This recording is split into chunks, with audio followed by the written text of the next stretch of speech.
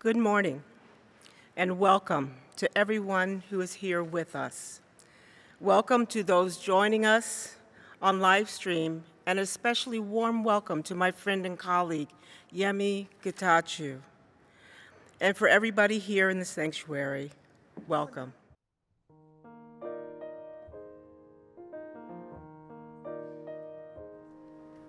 For all that is alive, we sing our thanks and praise. For all life is a gift, which we are called to use to build the common good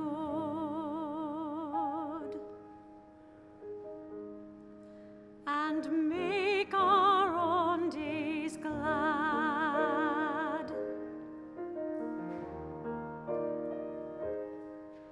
For needs which others serve, for services we give, for work and its rewards, for hours of rest and love, we come with praise and thanks.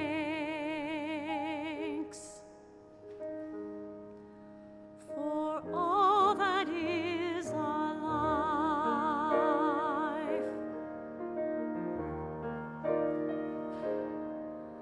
for sorrow we must bear, for failures, pain, and loss, for each new thing we learn, for fearful hours that pass, we come with praise and thanks.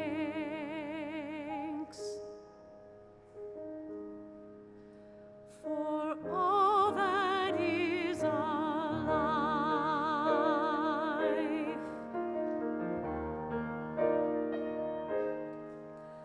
for all that is alive, we sing our thanks and praise. For all life is a gift, which we are called to use to build the common good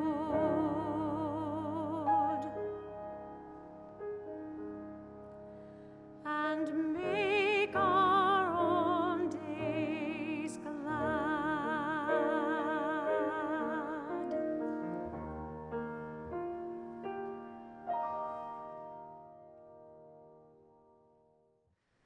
We light this chalice for the light of truth, the warmth of love, and the fire of commitment.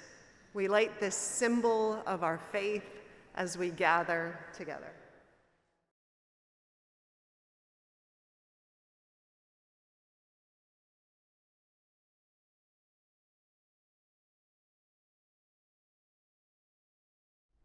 I'd like to invite the Morin family, Juice Morin family, and friends and parents, grandparents, and good friend Leo to join me up here.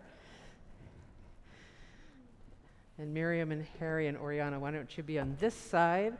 And I'm going to have the rest of you kind of gather around. We're going to be practicing as safe distancing as you can in a very small space.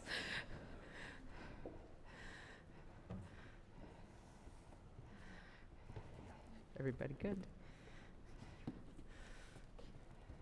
Good. Okay, Mom? Good. Great.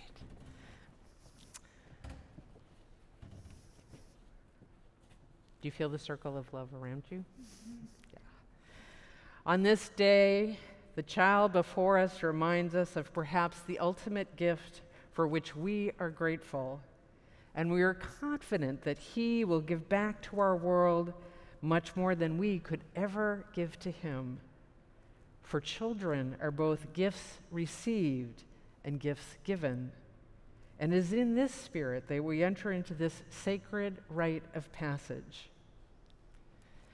Miriam and Harry, in bringing your child to be celebrated and welcomed in this gathering, you acknowledge the need for loving care and your determination to guide him with understanding and commitment. Your affection and devotion will support him for many, many years.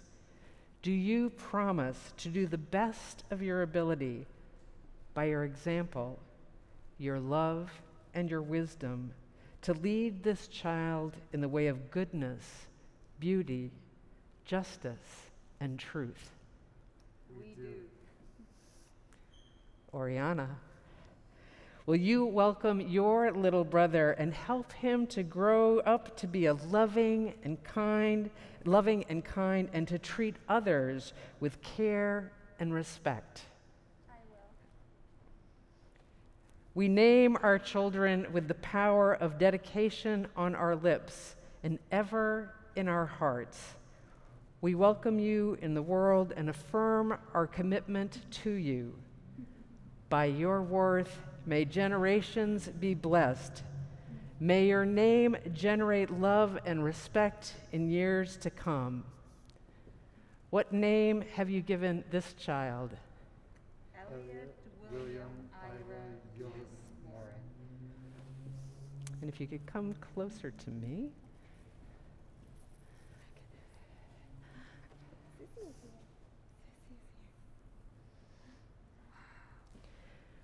With this water, the symbol of oneness for which all life springs, I now touch your brow, your lips, and your hands. And your hands. Where's that other hand, Eliot? Both hands. There we go. To dedicate your thought, your speech, and your action to all in life that is good and true and beautiful. May your heart always know love, your mind reach for truth and beauty, your eyes always seek justice. May your hands find labor which fulfills you, your body carry you far, and your spirit forever seek the mountaintop. I just want to keep looking at you, Eliot. I'd like to invite the grandparents to come forward. Just stand forward a little bit. I'm going to step over here. Yep, good. Krista and Ludwig, do you, the grandparents, take upon yourselves the privileges and responsibilities of aiding the parents of these children? Will you dedicate a portion of your time to these children, welcoming them and tendering love and wisdom? We shall. And now I'd like Kai and Carl to step forward. And why don't you come further out so you can see Eliot while you're making your promises. Kai and Carl, you have been selected by the parents to play a very important role in the life of Eliot and Oriana. They have asked you to be godparents. The parents see in you a special quality, sensitivity, compassion, and understanding that they wish for you to share with their children, and Eliot totally agrees. Do you promise to support these parents in raising these children, offering them your love, wisdom, and affection, leading Eliot and Oriana by your example in the way of goodness, beauty, truth, and love? We do. And Leo, I know you're back there. Can you come forward? Leo, you have a very special role. Leo, you have been selected by the parents and sister to play an important role in Eliot's life. They have asked you to be Eliot's godbrother. Do you promise to welcome Eliot and help him to grow up to be loving and kind and to treat others with care and respect? I will. Thank you. And now for our congregation, if you would rise in body and spirit and join in the congregational covenant to this family. We receive this child into this community with deepest affection. It is our hope that his days will hold fulfillment and peace. It is our pledge to Eliot to be loving, supportive, and dedicated to making this world worthy of his coming and growing. May he be cradled by our devotion.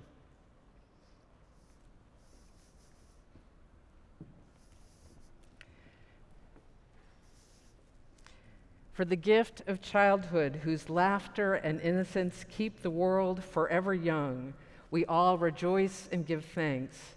May this sweet life receive abundantly the blessings of health, love, knowledge, and wisdom, and in turn give back richly to the common heritage that endures from generation to generation. Amen. The gardens of the world are full of many flowers, each different, each unique, each beautiful. May this flower remind us all that each child is different, each unique, each beautiful.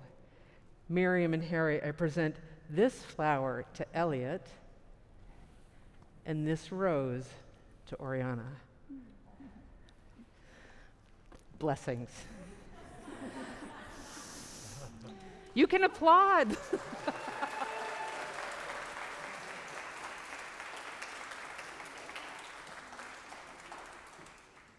How much do we need the blessing and welcome of new life at this time?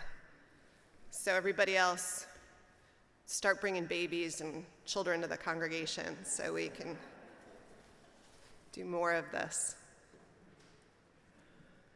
If this is your first time with us here at First UU Society, it's so great to have you joining us. You can follow along with the order of service. There are links, and you can sign up to get the order of service sent right to your inbox if you fill out our connections form, which, if you're on the chat, Joe Chapeau can make easily available for you. There's a Zoom coffee hour after service for those of you who are joining us on live stream. We invite you to join that each week. And those of us who are here are going to get the very special celebration of Thomas Brown and more about that. Thomas has been with this congregation since, I think he said at lunch, 1993. But we did have a couple of glasses of Prosecco, so I could have that wrong, and I'm sure it'll all be straightened out momentarily. Please note all the opportunities to get connected, deepen your spiritual practices, yoga and meditation, upcoming classes, book discussions to sign up for, and service, justice work. We wanted to let you know in advance that this week's offering is going to support the work of the Starr King School of the Ministry. The mission of Starr King is to educate people for Unitarian Universalist ministry, for progressive religious leadership in its largest sense, too, in our world. It opened its doors in 1904, and it's continued to adapt to the world and the needs of our movement, of our values. It sees itself as a school with permeable walls, asking students to engage in 3 modes of learning these days: online learning, residential learning, immersion learning, and so has been incredibly well poised to transition in this pandemic, already having worked deeply to embrace technology in education. And the school has made educating to create just communities that counter oppression a priority. So it becomes a resource for all of us engaged in that work. I want to read you something about what that means today. That's in Starr King's literature that I loved reading. Starr King also seeks to counter white supremacy. White supremacy reveals a spiritual crisis at the heart of the dominant culture. Overconsumption and exploitation are hidden and tolerated for the sake of a quality of life that is neither abundant nor sustainable. Engaging white supremacy involves discovering a deeper experience of abundant life. This discovery, in turn, means confronting and changing social systems, including economic systems, that perpetuate too banal a sense of the good life, making it available to too few and causing harm to too many and the earth. And it goes on in language that is beautiful and inspiring and joyful and invitational. So it is with great joy that we offer ourselves and our offering this morning in this service of Starr King School of the Ministry, and to help its service to our larger movement in shaping leaders. I hope all of us take advantage of the opportunity to be shaped by their work also. And of course, a huge, huge welcome to Rosemary Bray McNatt, who was here for the installation, was my colleague in New York and New Jersey, and beloved. So we're really, really lucky to have her here. There are a few other quick announcements. Small group ministries, you can sign up now, so look into that in your order of service and in the newsletter. It's a chance for a small group of people to go deep and get connected in the ways I think we come to church wanting to do, ask some big questions. The annual service for those who died in our streets this year is going to be this Thursday at Civic Center at 5:30. I'll be there, invite you to join in, and if you're coming and you want to find me, just text me and we'll pick a spot and meet up. It's an important witness to what is happening on our streets that we own and take responsibility for and mourn until we can find a way to change it. And of course, Shirley Gibson's memorial is going to be this Friday, streamlined. So if you haven't already registered to be there or heard about whether there's a spot available, just please join us on Friday night. That concludes our brief invitations. I want to invite us now to deepen ourselves into this hour with our meditation on breathing, which many of you have told me is a mantra and a song you use to get you through life. When I breathe in peace. When I breathe out love. When I breathe in, I breathe in peace. When I breathe out, I'll breathe out love. When I breathe in, I'll breathe in peace. When I breathe out, I'll breathe out love. When I breathe in, I'll breathe in peace. When I breathe out, I'll breathe out love. When I breathe in, I'll breathe in peace. When I breathe out,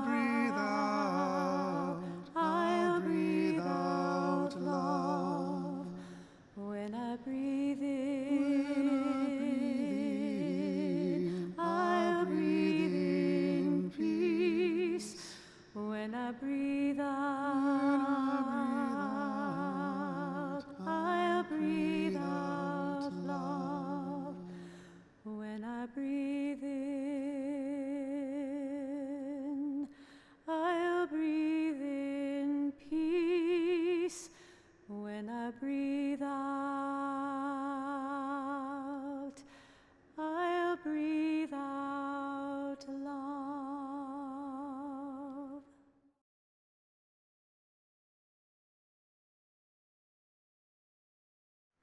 And now, please join me in saying the words of our covenant printed in your order of service. Love is the spirit of this church, and service is its prayer. This is our great covenant, to dwell together in peace, to speak the truth in freedom, and to help one another.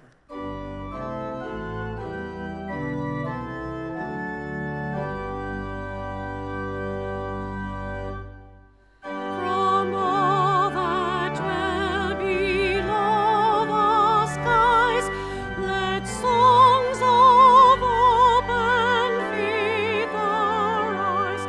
Let peace, goodwill on earth be sung through every land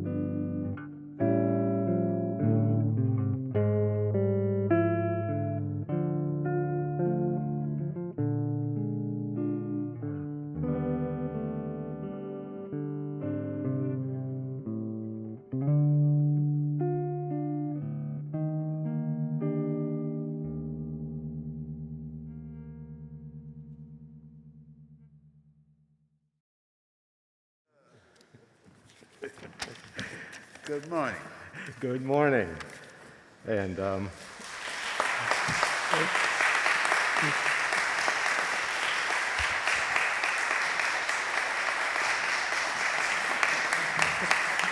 do me like this, man. Now you know I'm crying, right? But I need to take this off. good morning.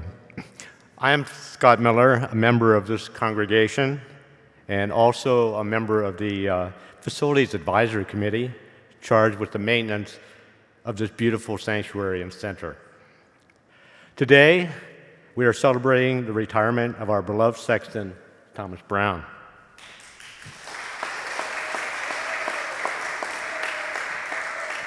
We welcome the guests of Thomas and family who are here today to share in this celebration.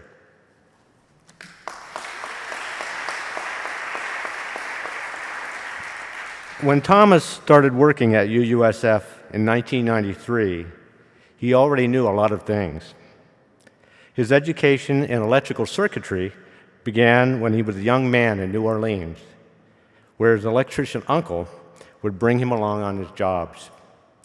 Thomas was small enough to slide into crawl spaces with his flashlight while his uncle instructed him on what wires to cut and which to attach and what electrical loads were safe. He never forgot a thing. Later, he served in the Marines in Vietnam and then in the Army in Germany, where he learned to cook, rising to the levels of expertise until he became first cook. Back in New Orleans, he went to college and earned an associate degree in culinary science and food technology. He never forgot a thing. Later, he learned woodworking at a lumber yard and a sawmill. He never forgot a thing. Relocating to San Francisco, he worked at restaurants, then at a child development center cooking for children. And there he came to us in 1993 as a sexton. Thomas could do pretty much anything in this role, and he says he learned a lot from our beloved and deceased Mike Thomas and many others. Naturally, he never forgot a thing. During his 28 years at UUSF, Thomas experienced a great deal. He met and became partner of Peggy, with whom he has been with for 23 years. Thomas has 5 children, some of whom are here today. 2 are in New Orleans, 2 in Texas, and 1 in San Francisco. A few years after Thomas started at UUSF, he was diagnosed with lung cancer, so severe that he had to undergo surgery, radiation, and chemotherapy.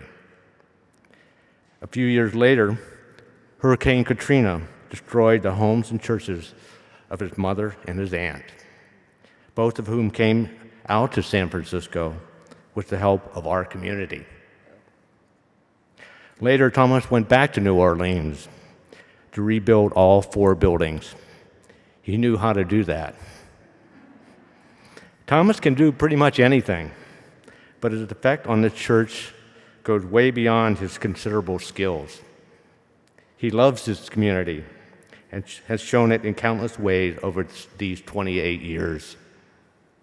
When we interviewed him for this talk, he mentioned many people in this congregation that he saw grow up, and many have children now themselves. He cares about people, adults and kids, that he meets here, and we care about him. We will miss you, Thomas. All right, thank you. Well,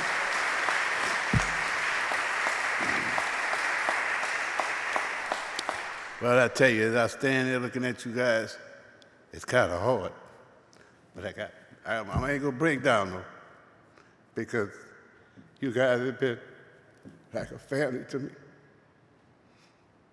Margot, you did a lot for me when I was going through my chemo.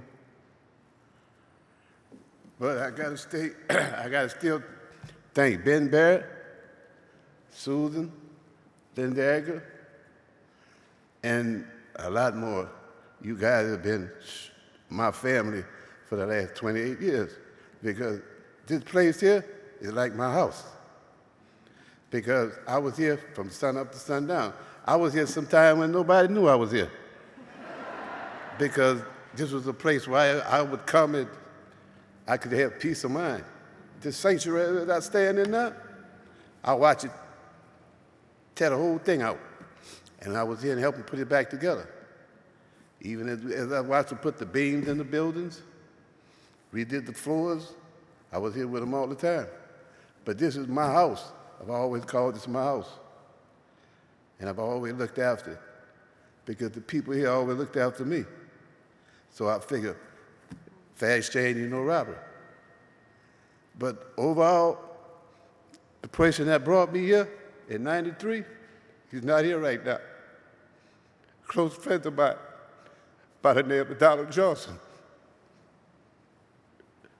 But, I told him I was going to be here. But it's hard, though. But it's still, I still love this place. I'm going to miss it. And I know everybody going to miss me, but I'm going to be around, though. You can believe that? I'm going to be around. So I got to thank, I'm thanking everybody now for those that's not here and the ones that's here. And all my kids, but I know they're around, though. Hillary, Sam, Chris, oh, a lot of them, they got kids of their own now. So I guess I'm grandpa now. So anyway, I want to thank all of you guys for all the years I've been here. And best believe me, I loved it, but I'm going to miss you guys.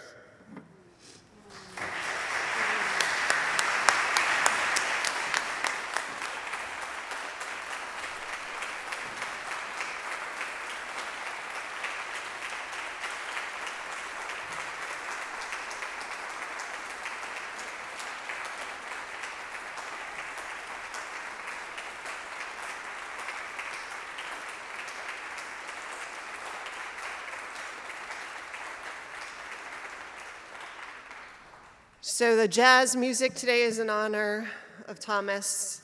The Cajun reception, which Ben Bear and others are making possible, all the cookies and baked goods, signs of other people's loves that have come in today are in honor of you.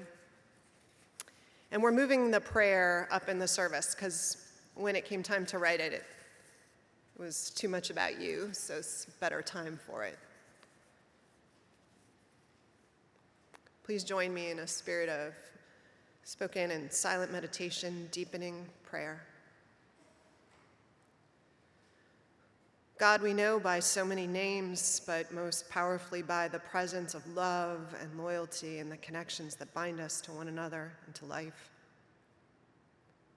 For all that is our life, all its mystery and heartbreak and exasperating beauty, we give thanks. For the seasons turning, what passes and what endures, we give thanks. And this morning, in recognition of how we all tend the garden around us, care for a place and a people, whatever is set before us, before we hand them on to another's tending. And so this day we give thanks for one gardener of Eden. We pray for Thomas Brown, a man full of spirit and heart and light, who has been part of this community and its people for over 28 years.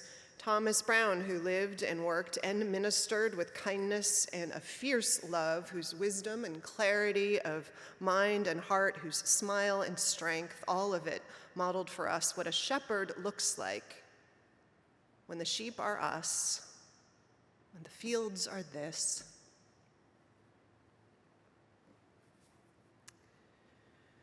We give thanks that Thomas found his way here, Spirit of Life, and stayed.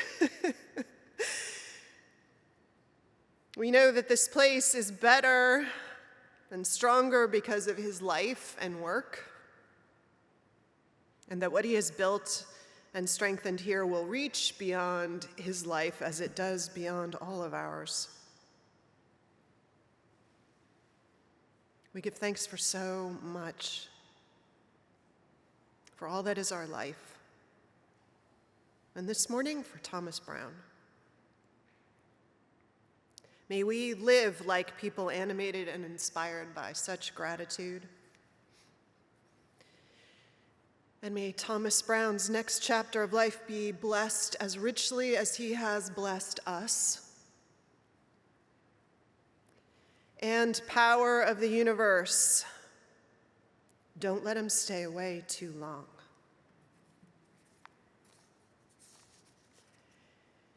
Amen.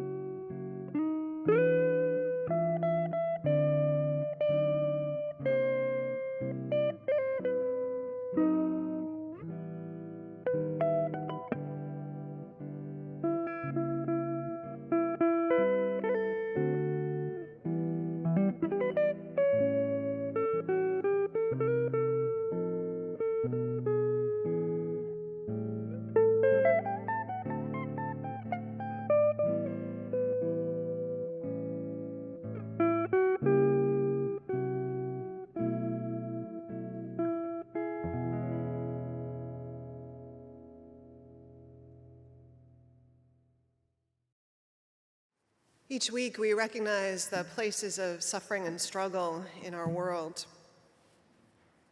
And this week we hold up 3 such places. As we have since February of 2019, we name and hold up those who have and continue to be held in detention camps, and those who struggle at our borders trying to make a life seeking asylum. In this long history of xenophobia and racism and greed that threads through our history, we name those who are suffering most this hour. And we ring our gongs 7 times for the week of days that this moral failure has continued. We ring our gong once additionally for the losses to COVID-19 and with gratitude for all those who are working to protect human life and for the call to the universe that we might speak with our actions to the interdependence of life that will be our salvation if and when and as we live into it. And finally, this week, we hold in our hearts the people of Kentucky who suffered great losses of life and property in the 40 or more tornadoes that struck that state and surrounding areas this week. We hold everybody named in our thoughts and in our prayers. And we ourselves recommit to ease the tide of human suffering this coming week, howsoever we can.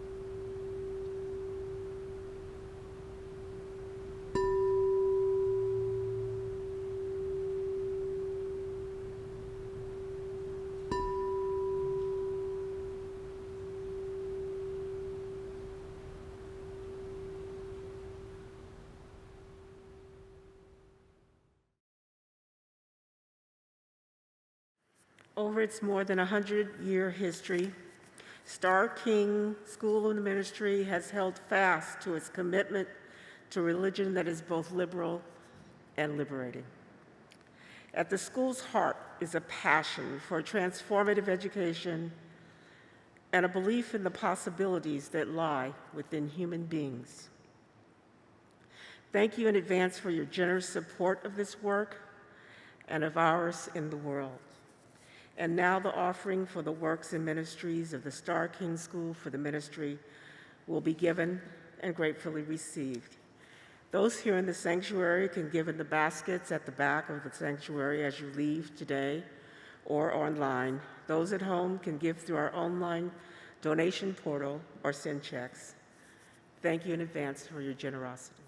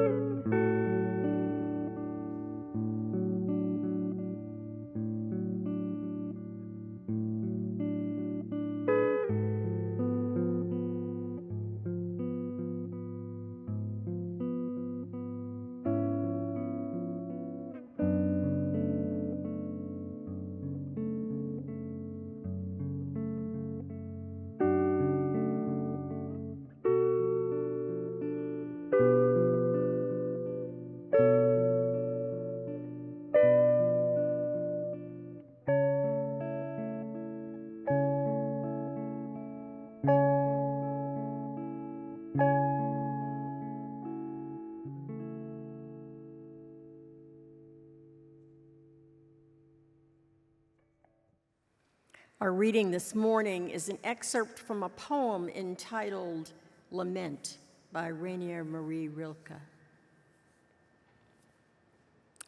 Everything is far and long gone by. I think that the star glittering above me has been dead for 1,000,000 years. I think there were tears in the car I heard pass, and something terrible was said. A clock has stopped striking in the house across the road. When did it start? I would like to step out of my heart and go walking beneath the enormous sky. I would like to pray.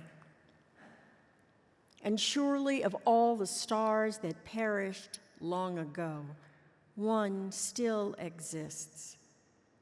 I think that I know which one it is.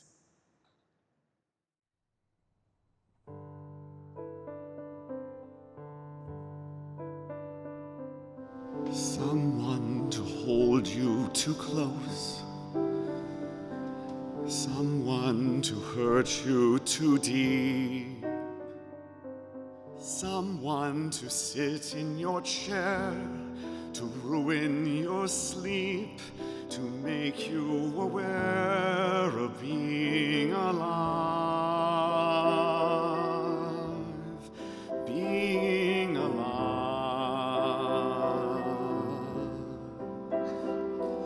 Someone to need you too much, someone to know you too well, someone to pull you up short, to put you through hell and give you support is being alive, being alive, being alive. Someone you have to let in, someone whose feelings you spare, someone who, like it or not, will want you to share a little, a lot, is being alive, being alive. Someone to crowd you with love, someone to force you to care, someone to make you come through, who'll always be there, as frightened as you of being alive, being alive, being alive.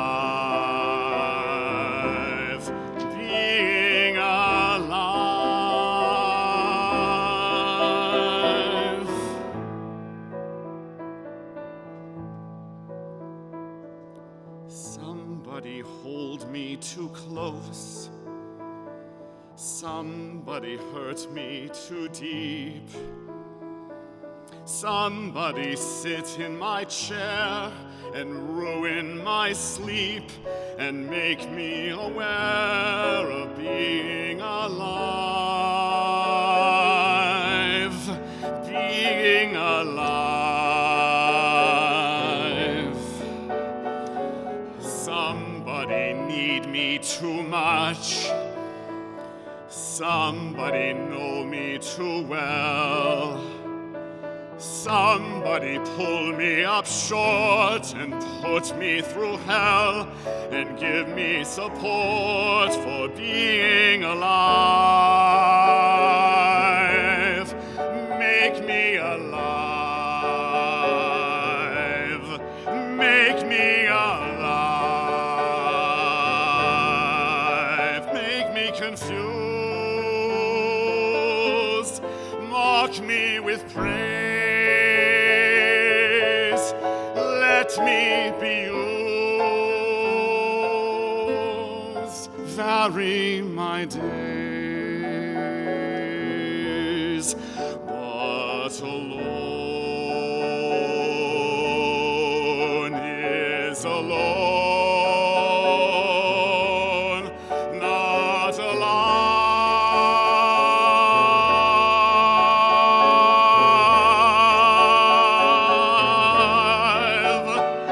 Somebody crowd me with love. Somebody force me to care. Somebody let me come through. I'll always be there, as frightened as you, to help us survive. Being alive, being alive, being alive.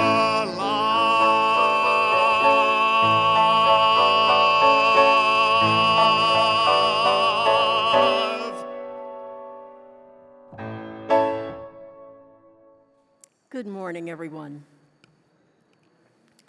Before I continue, I want to thank Reverend Vanessa for inviting me to speak, to the staff and the volunteers who've been so gracious in helping me prepare. I want to thank Rochelle, one of our school's newest board members, for the beautiful music that we've had this morning. I'm so appreciative.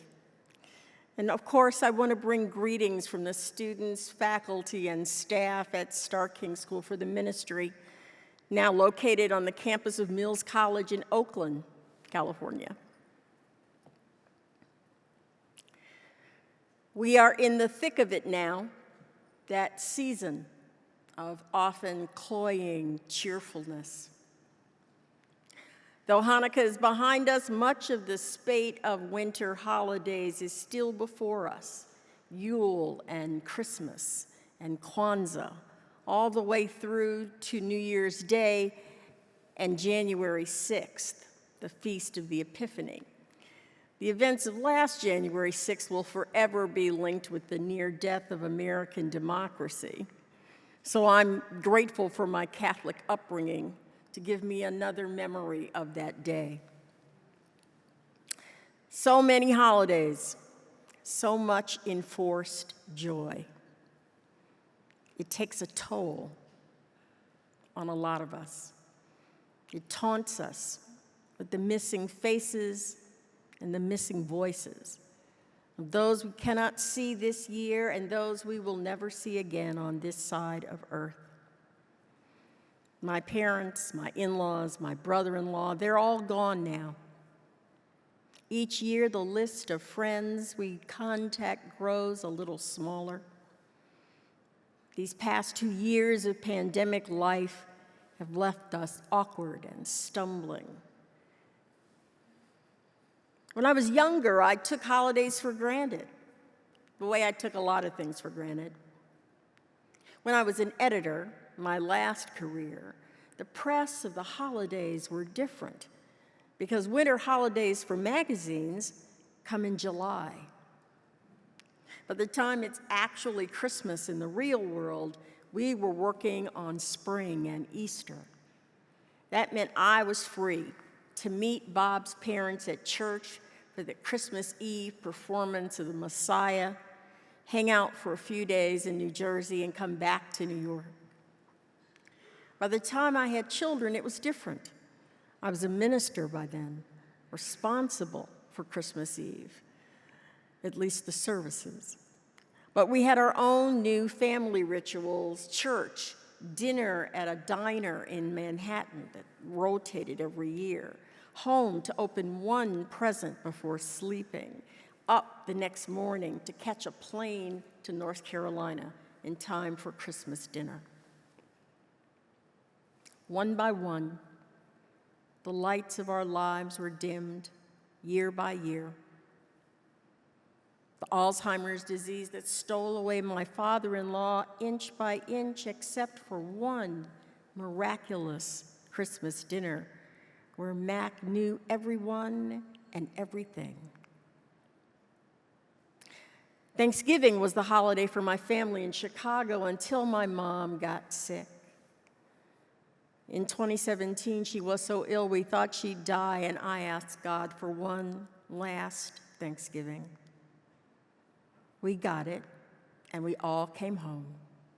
I refused to admit how sick she was, but I can see it now in the photographs, those last photographs. And in that following winter, she slipped away in a hospital room full of 14 of us. That next Thanksgiving was filled with tears, but it changed to laughter soon as we told stories and consoled ourselves with the reality that she had lived long enough to see her beloved Cubs win the World Series. Just a little over a year ago, Bob's mother died at 102, just as she wanted to, in her own bed, in her own home, on land that was part of the farm on which she had been born and raised, a life lived full circle. So many people, so many friends, so much family gone. I no longer take anything for granted. And most of these things happened before the pandemic, a time in which all our losses seemed less intense and more intangible unless we were actually sick. The sense of safety, trips to the theater, traveling for work, going to work. My litany here is no different than yours. Even from this pulpit distance, I can see above your masks some of the pain and some of the tears in your eyes, the longing for people that you will not see again, the loss of parents and children and friends and colleagues and jobs and homes and health and leisure and safety. I don't know about you, but sometimes I want to cry out, why can't things be the way they were? Why can't we go back to what it used to be? We can't, because that's not how life works. Everything is far and long gone by. I think that star glittering above me has been dead for 1,000,000 years. And now the wheel of life has turned again to this season, this time when once again everyone insists on cheerfulness, even though cheerfulness is the last thing on our minds. Even before the pandemic, some of us were not happy to see family or even wanted to see them. Some of us are hurting, and some of us are grieving, and some of us are angry, and some of us are too embarrassed to do anything except pretend. But here is what I know, at least for myself and at least for today. I'm alive, and so are you. I am alive, and though some days it feels as though I have been left behind, I also know that I am thrilled and grateful to still be here. There are still things, so many things, for which I am grateful, to which I am dedicated, that give me joy right now. Right now. The cute guy in the 10th row that has been my constant companion for my entire adult life. The two smart, creative, hilarious children that we've raised together. My wonderful siblings and their children and grandchildren. The work I get to do, leading a Unitarian Universalist institution that we treat as a force multiplier, training a whole generation of religious leaders to disrupt white supremacy culture wherever they go. Being in relationship with this congregation and the Hinckley Fund that you support, that in turn has supported our work for years. I want to invite you to think about the sources of your joy this morning. Think about your own dedications. Think about your own satisfactions. Think about all those things you love that are still here. Think about all those people you love that are still here. Think about this faith that you love. This faith that is still here because of you. Considering that if you are listening this morning, you view this faith of ours in its finest moments as a gift of great value. This liberal faith of ours gives us the gift of freedom to believe or to doubt, the gift of reason, to consider what we know of life and to compare it to the timeless wisdom of many people from many places. We have been given examples of courage in the service of humanity and a love that encompasses all of life. And you, in this congregation, have done your part in this great work. These are the kinds of treasures that transcend the seasons. They are not gifts to be hoarded, but gifts to be given away. They enrich us, each one of us, but only if we give it away again and again, no matter what season we find ourselves in. There is so much in our life that is a gift, and much of our life that is awful. Yes, it has been a terrible 2 years of this pandemic. Yes, it has been a terrible year for democracy. Yes, it has been a terrible year for freedom and the rights of marginalized people everywhere. That is the truth. And when you think of those things, you may be drawn deep into a vortex of despair over what we have lost and are losing. But I want to encourage you to resist despair and embrace being alive.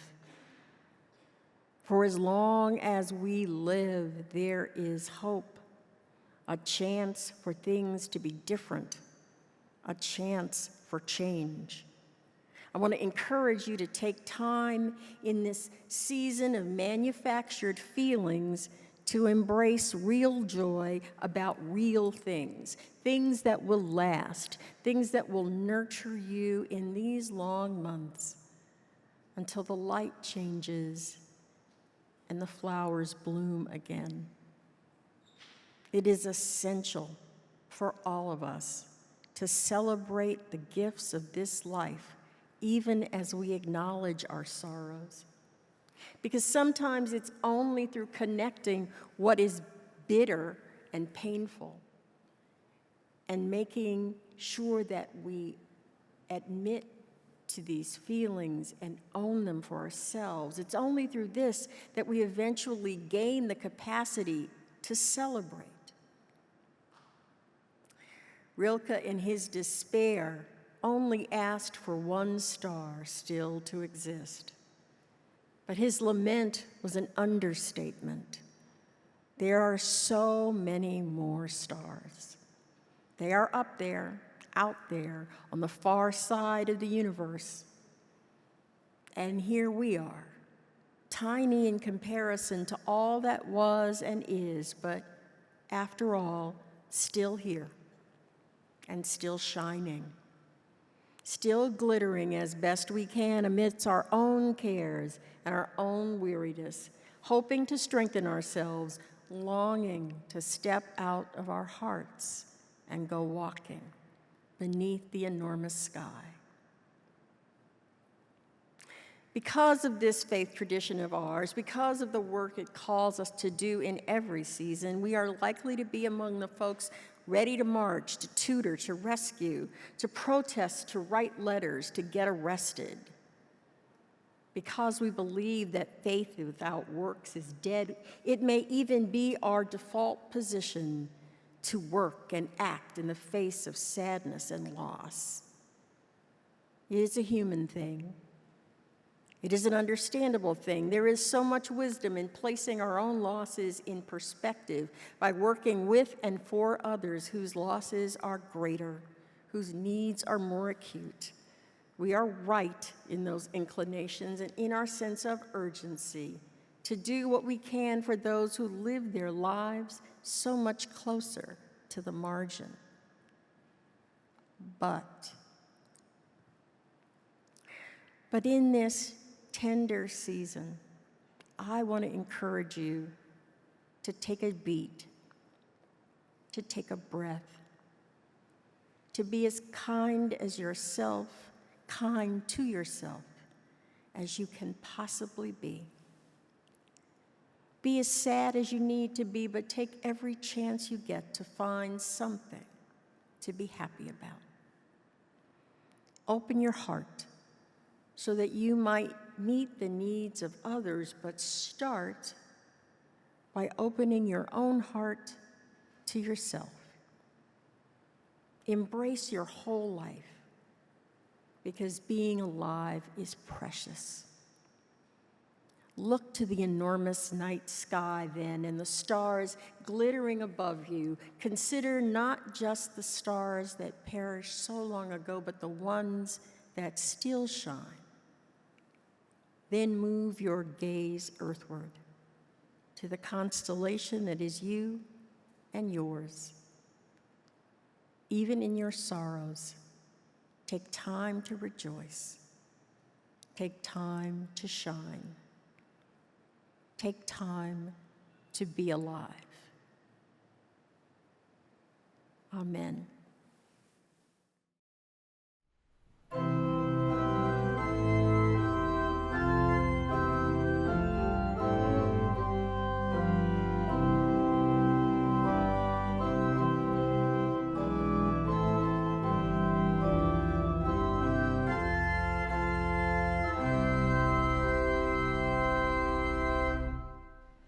Life is the greatest gift of all, the riches on this earth. Life and its creatures, great and small, of high and lowly birth. So treasure it and measure it with deeds of shining worth. Mind is the greatest gift of all, its thoughts no barrier mars. It seeks creation's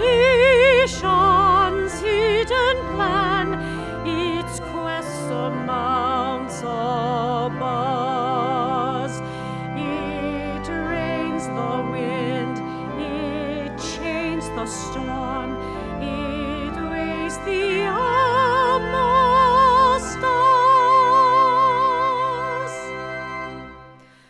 We are of life, each shining gift, the measure of all things. Up from the dust our temples lift, our vision soars on wings. For seed and root, for flower and fruit, our grateful spirit sings.